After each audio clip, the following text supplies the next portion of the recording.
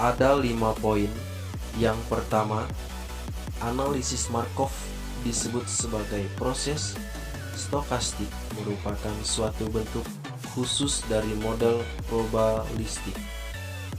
Yang kedua, proses stokastik merupakan suatu proses perubahan probabilistik yang terjadi secara terus-menerus, di mana perubahan-perubahan variabel di masa yang akan datang didasarkan atas perubahan variabel di waktu yang lalu.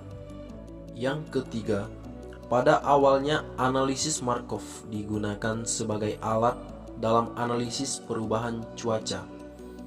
Yang keempat, saat ini analisis Markov sering digunakan untuk membantu pembuatan keputusan dalam dunia bisnis ataupun industri. Yang kelima, misal sebagai alat untuk menganalisis. Ada beberapa poin. Yang pertama, perpindahan merek yang digunakan oleh konsumen. Yang kedua, masalah operasi dan pemeliharaan mesin produk. Yang ketiga, perubahan harga di pasar saham, dan lain-lain. Pengertian psikologi konsumen. Poin pertama, psikologi konsumen adalah terapan konsep, teori, dan hasil penelitian psikologi pada fenomena dinamika perilaku dan kewajiban sosial yang ada pada diri konsumen. Istilah perilaku konsumen.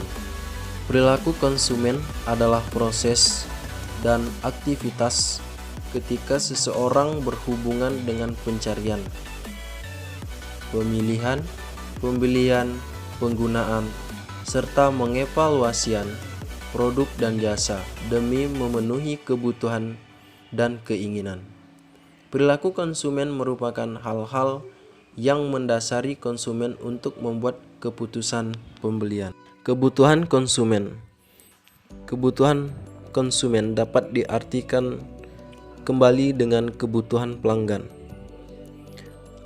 Adalah keinginan seseorang atau lembaga akan barang dan jasa yang ditawarkan oleh penjual secara berkesinambungan.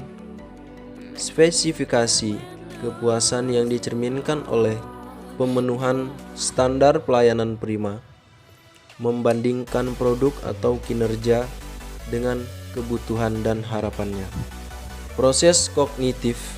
Ada beberapa poin, yaitu poin pertama, kognitif adalah proses-proses mental atau aktivitas pikiran dalam mencari, menemukan, atau mengetahui dan memahami informasi.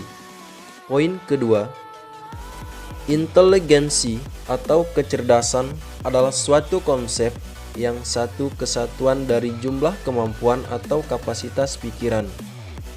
Poin ketiga, keduanya mempunyai keterkaitan satu sama lain, yakni saling mendukung sehingga nantinya akan melahirkan perkembangan kognitif yang merupakan tahap perkembangan kognisi manusia mulai dari usia anak-anak sampai dewasa. Poin terakhir, kemampuan kognitif diperoleh dari proses pembelajaran yang merupakan perpaduan antar faktor bawaan dan lingkungan. Status afektif. Sikap afektif adalah perilaku-perilaku yang menekankan pada aspek perasaan dan emosi seperti minat, sikap, apresiasi, dan cara penyesuaian diri. Ciri-ciri kepribadian. Karakter yaitu konsekuen, tidaknya dalam mematuhi etika perilaku, konsisten, tidaknya dalam memegang pendirian atau pendapat.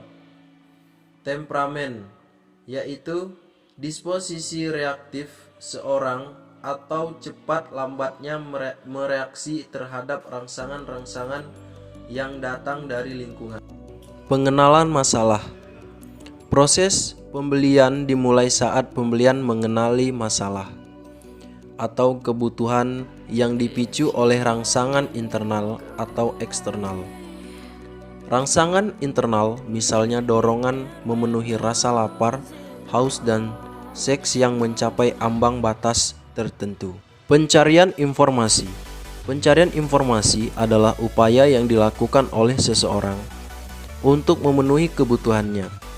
Menurut Krikelas yang dikutip oleh Saifuddin menyatakan bahwa perilaku pencarian informasi adalah kegiatan dalam menentukan dan mengidentifikasikan pesan untuk memuaskan kebutuhan informasi yang dirasakan. Penilaian dan seleksi alternatif. Ada 4 tahap yang digunakan. Yang pertama, survei terhadap penggunaan dan sikap konsumen. Yang kedua, survei terhadap keputusan konsumen digunakan untuk memberikan peringkat kepentingan produk. Yang ketiga, studi analisis conjoint. 4. Penjualan produk konsumen telah dibatasi rasionalitas, kapasitas yang terbatas untuk memproses informasi. Proses pasca pembelian.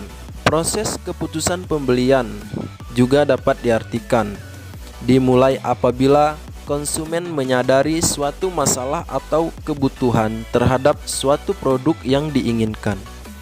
Proses keputusan pembelian terdiri dari 5 tahapan, yaitu pengenalan masalah, pencarian informasi, evaluasi alternatif, keputusan pembelian, dan evaluasi pasca pembelian. Sekian materi yang saya sampaikan terkait analisis Markov. Apabila ada salah kata dalam penyampaian materi saya mohon maaf. Terima kasih atas perhatiannya untuk rekan-rekan.